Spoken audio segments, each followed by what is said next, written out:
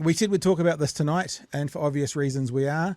TVNZ, and actually, ironically, much like when TV3 News Hub gave out their details, we played the TVNZ story. We're going to play the News Hub story about the TVNZ. They've got a bit of a tighter synopsis of the whole thing. Let's have a look at this news release today out of TVNZ. The media cuts keep coming. Staff at TVNZ were told today that 68 jobs could go. High-profile programs are at risk, but the government hasn't been asked for extra cash. However, Broadcasting Minister Melissa Lees says she is looking at ways to help the struggling sector. Business correspondent Simon Shepherd reports. It's midday. More aftershocks in the media industry. Why TVNZ is set to axe up to 68 jobs. Reporting on your own company's job cuts, an increasingly common event in an increasingly tough time. Staff opened a 9 a.m. email from management to see 9% of the workforce may go. CEO Jodie O'Donnell said tough economic conditions and structural challenges meant they need to reduce the size of our team to bring costs in line with our revenue. The priority is to support our people through that change. It's a pretty tough thing to talk about, supporting people through the change, when what you're actually saying is, how do we help these people who aren't going to get a paycheck? I mean, that's the more blunt way of saying it. How do we say to those, 60, 70 people, here's your redundancy of 3 months' wages. And oh, by the way, if you want to go and work on the other guys, they're closing everything down as well.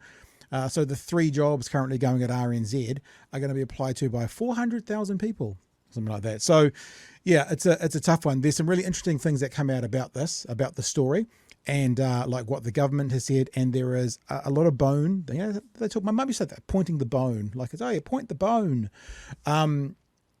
At David Seymour about some of the things he's been saying, which we'll get to shortly as well. Staff at high-profile shows like Sunday, Fair Go, One News Tonight and Re have all been called to meetings tomorrow, as have content producers. There is no easy way to communicate such bad news, but I'm told that some staff were in an editorial meeting this morning when the restructuring email came through. They were able to pause, read it, and then carry on working. Union Etu is concerned about the consultation timeframe. And the indication is that I only have 1 week to respond to that. So we're calling on Michael Wood, little old Michael Wood, part of the union, TVNZ to engage with its workers about this issue rather than dictating the outcome. With Warner Brothers Discovery planning to shut down News Hub, TVNZ posting a $16.7 million half-year loss and proposing job cuts, the media landscape is changing fast. Well, I mean, this is going to come back, and there's actually a really interesting point at the end of the story that Melissa Lee refuses to make. But, for a long time, Chewy, we've been saying TV1 should be ad-free, TV2 should be commercial, and that releases up dollars for the rest of the industry. Ironically, Bomber also made that point a couple of nights ago. So it seems that it's a fairly common theme. So the restructuring of this industry needs to be more than just let's have as few people possible working here as we can afford, because we need a public broadcaster. Like when they say it's lost $16.7 million, the only reason they say that is because they're treating it like a commercial entity. What they should be saying is this public broadcaster cost $16.7 million to run, not it lost $16.7 million. So the thing that sucks is I remember doing this in 2020, 2021 when we were talking, when kind of COVID hit and all of those all those companies started shutting down. We were saying then, TVNZ, like the merger should have happened. There should be a big newsroom for RNZ and TVNZ. We should be having a free public broadcaster, commercial free. But yeah, anyway, do you want to add anything in the outro? Because we're going to kind of double up on that point in a second anyway. Bring back broadcasting fee? There you go. Yeah, I mean, I'm totally down for that. Like, honestly, I know some people will rally against it, but in the UK, they certainly used to. I don't know if they still do now.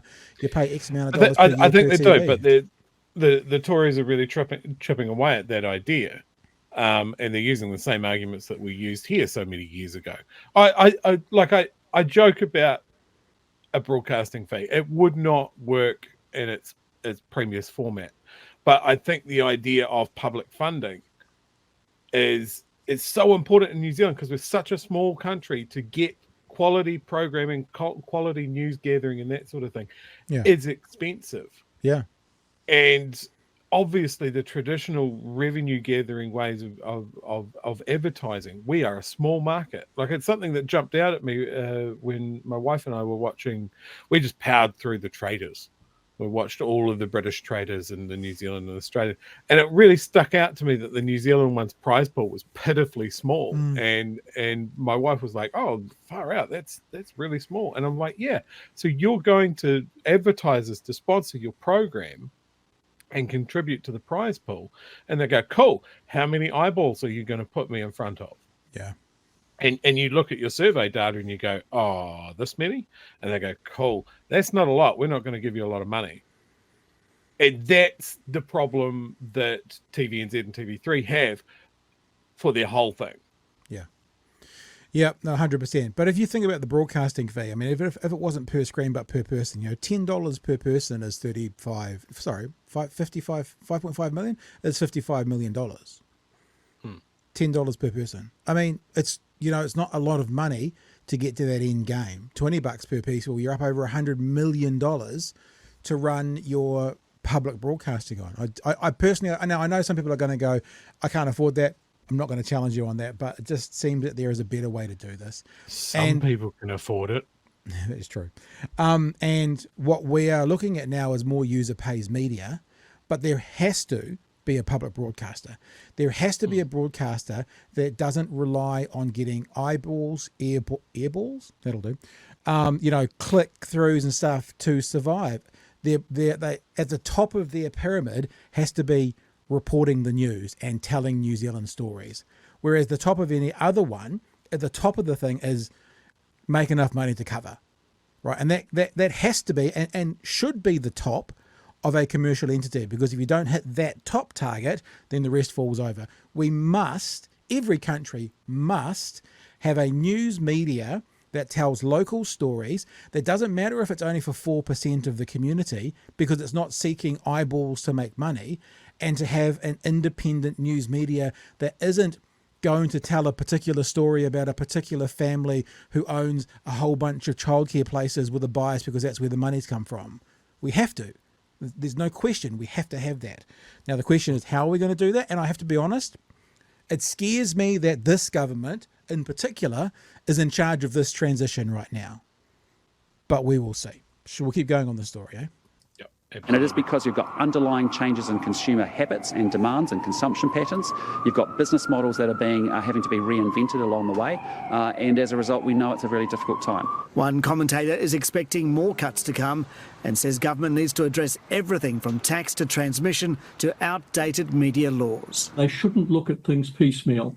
They should be looking across that broad spectrum and pushing multiple levers at the same time. The Broadcasting Minister is taking a paper to Cabinet, and when asked whether the collapse of advertising revenue meant... Very, very interesting here, Chewy. You know when they say they told us without telling us? Like, this is a good, very, very interesting. You have a listen to what she will not answer and why. TVNZ should be commercial-free, she said. I can't actually talk about something that may be in the Cabinet paper. Oh. Should TVNZ be commercial free? I can't talk about that because, what happens if it might be in a current Cabinet paper? Really, that's interesting. Really, really interesting. We'll get to the end of the story. But I can actually tell you that I'm actually working with my officials to look at ways that we can potentially help the sector. That won't come in time for TVNZ staff, who are bracing for the details tomorrow. Simon Shepherd. So there you go. Now, there's a couple of other things I want to bounce off the back of this as well. And it's not in that story. It's in a different story, so we'll keep going. So there was a point where what David Seymour has said when Christopher Luxon goes, I didn't hear the comments, and it's another, but I've got it queued up the wrong way around, but we'll do that in a minute. So there you go. TVNZ, 68 jobs, 9% of their workforce, which feels small actually. I thought that means TVNZ workforce is about 700. I thought it would have been bigger through the whole country, but there you go. But yeah, it must stay, and as does RNZ, it must stay, and I think it should be a proper public broadcast. We've been calling for this for 2, 3, 4 years.